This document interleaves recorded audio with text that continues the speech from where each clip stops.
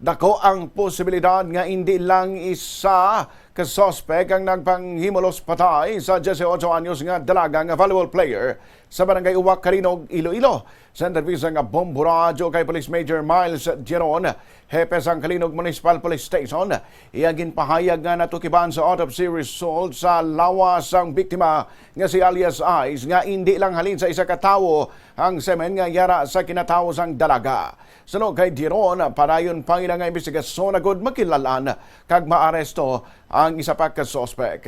Sa subong ginahulat na lang ang arraignment batok sa unang nagsungka nga suspect nga si alias Bokon sa diin ginpasaka naman inisang kaso nga rape with homicide. Si alias Boka ang tiyo man lang sang biktima. Nagapanawagan naman si Geron sa iban pa nga mga posible nga testigo nga magpakigangot sa kapulisan agud ginayon nga madakpa ng isa pa ka suspect. Madumduman nga unaman nga ginaligan nga nagpanginmatay ang biktima.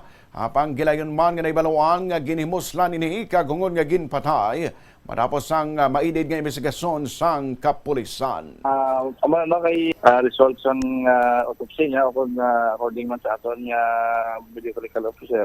So posible na duwa ang nagamit. Sige pagapon tamdak aton investigation.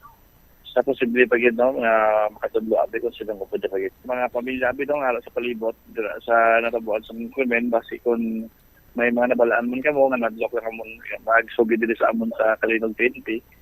Hindi kayo magkabalaka, isugid nyo kay para matagalan ito ng justisya. Ang pagkabatay sa inyong simata o parindi sa barangay o Calinog.